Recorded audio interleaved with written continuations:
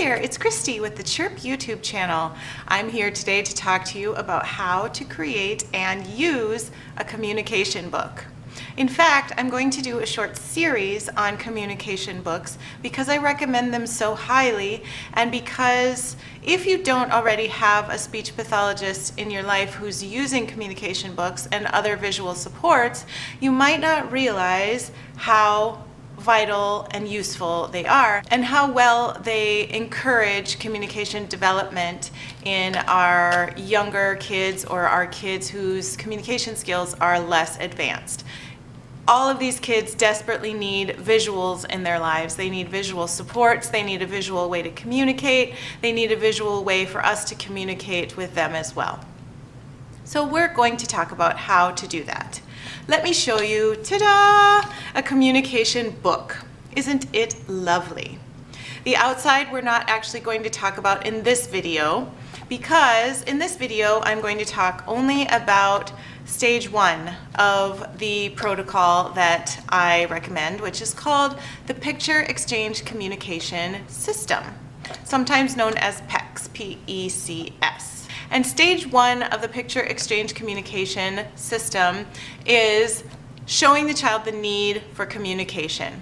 A lot of our kids with communication difficulties don't just not talk, they don't purposefully communicate. And communication is a lot more than just verbal language. Communication includes gestures, facial expressions, reaching, pointing, grabbing, screaming, squealing, having a tantrum. All of these things count as communication. And we want to shape these behaviors into meaningful communication that is more appropriate.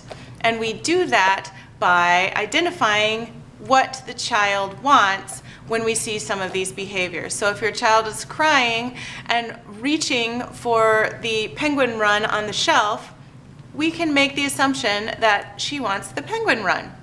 In which case, we take a digital photo of the penguin run, we put it on some cardstock, we put that on some construction paper, we laminate it, and we have it available so that whenever the child cries or makes a noise and reaches for the penguin run, we are going to instead teach the replacement behavior of handing a picture to an adult in order to communicate a want or a need. In this stage, it usually helps to have 2 adults. And how this normally works is I would be in a family's home. I would be waiting for the child to express a desire or a want in some way. And then when little Bella starts to cry and reach for the penguin run, I would take her little hand in my hand, we would grab the picture of the penguin run, and we would hand it to her mom or whoever else of the family is working with us. When mom gets the picture, she says, "Penguins!" and gets the penguins off the shelf, and we play with them. Normally in the session, I would set a timer for 3 minutes. When the timer goes off, we'd put the penguins back on the shelf, we'd say, "All done," and then we'd give the child a chance to request them again, as many times as she still wishes to request them. That is stage 1. We want her to be able to realize that there is a more efficient way, a better way, a way that is much more understandable for the communication partner to express what it is that she wants. Obviously, the penguins. At this stage, it's not even important that we have the communication book itself. All that's important is we have some sort of a visual of the items that we know the child is going to want. I suggest starting with 5 to 10 items that you regularly use in your child's environment. So maybe 5 toys and 5 foods that your child likes. And obviously work with the foods at snack time and work with the toys when you have time to be interacting with your child and when any help providers are there to be interacting with your child. We want to be incorporating this as much as possible throughout the child's entire day. So share with the school that you are working on helping the child hand a picture to an adult when she wants something or when she needs something. Make sure that the school has pictures of what the child is going to need in the classroom and that they know this protocol as well. Most schools are already using the picture exchange communication system protocols, and they use the same program that I recommend for these other little pictures, and this program is called Boardmaker. The software is very expensive to purchase. However, you can purchase the rights to use an online Boardmaker program for I think $99 a year, and that is a very good deal. Of course, if you're going to use it for many years, then maybe buying the software is a better purchase for you. But if you don't know that, check it out for a year, see what you think, and use the online version. I'll put links to that in the info box down below so you can check it out. Obviously, we want to be using this as much as possible. So if one day you are super tired and you don't require that your child hand you the picture of penguins before she gets the penguins, that's gonna lengthen the learning process. That's why I'm recommending that you have a smaller number of things that are required exchange items and then expand into more items once your child gets comfortable with this process. Every time your child requests water, for example, in her little sippy cup, that should be one of your highly frequent requesting words that you have the visuals for. The things that aren't as frequent are the ones that you should probably leave till later. So maybe make yourself a list of her favorite 5 snack foods. Of course, try to make them healthy ones. And then of her favorite 5 activities or toys. This can also include things like swimming. It doesn't have to be just toys. These are not all going to be available to the child all at the same time. In this stage, all we are doing is one picture at a time.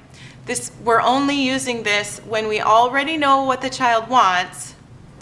We're just helping her get into the mindset of, I need to communicate this to get what I want. I need to communicate in an efficient and an understandable way, the picture, to get what I want. That's what we're looking for here. We're not looking for she picks one picture out of 10 and hands it to me and then I know she wants crackers instead of an apple. That's not this step. This step is just the handing. This is a step that I find a lot of families miss, and therefore their children don't make the kind of progress that we would expect because they don't have the actual ability down yet to initiate a communicative event. And when I talk about initiation, let me tell you that it's very, very important that we do not prompt one of these things by saying, what do you want? It's very important that we do not prompt the child by saying, what do you want? Or, show me what you want. Give me the picture. Any of these things are not helpful because the child is going to become dependent on waiting for you to prompt her before she hands you the picture. We want her eventually to just be able to say, I want some apple, please. We don't want her to just linger until you say, what do you want? And then she tells you she would like some apple. You see the difference. We're discovering that the difference between typical language developing children and children with language delays, especially along the autism spectrum, is that the children with the delays do not initiate communication appropriately. They don't consider that they might need to talk to another human being in some way to get what they want or to communicate an idea or a thought. We need to change that at a very, very early age, or the child is not going to be able to catch up to typical development. This is one of the ways that we do that. It's very, very easy, even for a child who has some motor delays with speaking or who can't form the sounds properly quite yet. It's very easy to pick up a picture and give it to an adult. It's not hard. We're making the process as easy as possible. What we discover is that as children progress with this method, they become less frustrated, we have a lot fewer behaviors, and their personalities and their senses of humor start to emerge. We love that. Once again, remember that even though you're going to have pictures on hand for 5 to 10 different activities or items, the child is not using them all at the same time. The child will never see them all at the same time at this stage.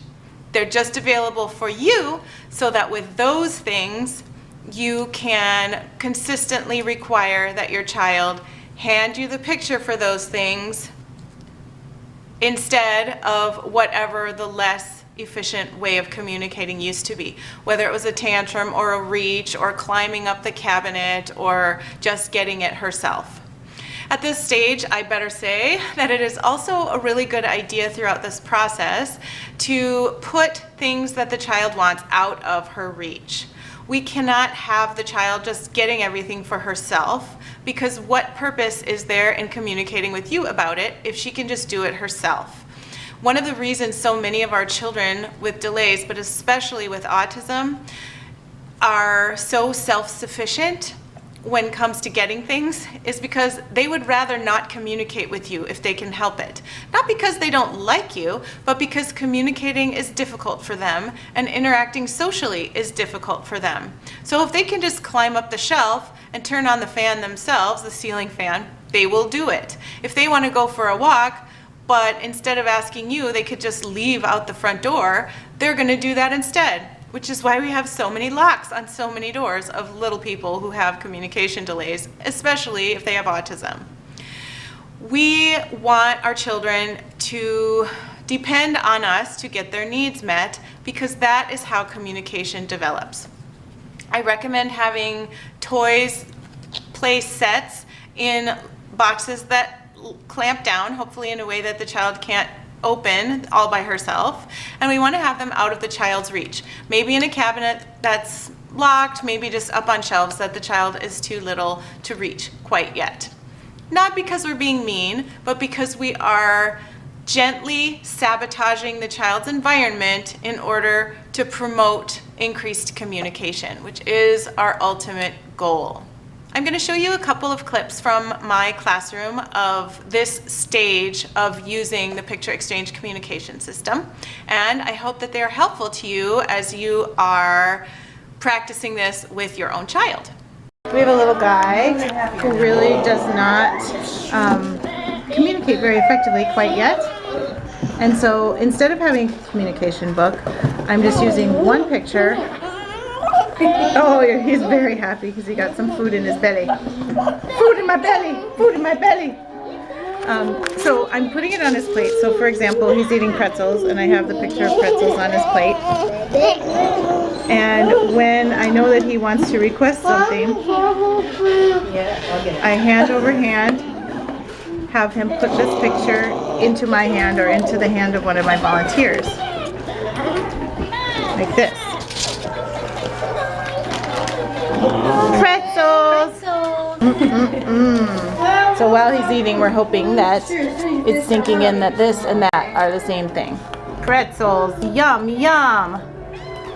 And then when he's finished, which won't be very long because we don't give him very many, we practice again. Cracker!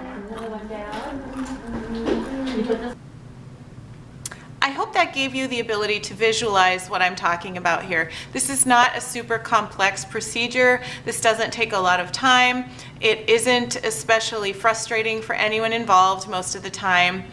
We are simply teaching a replacement behavior that is more efficient and more effective and more meaningful, and that makes it easier for everyone involved to communicate well. That's what we're looking for here.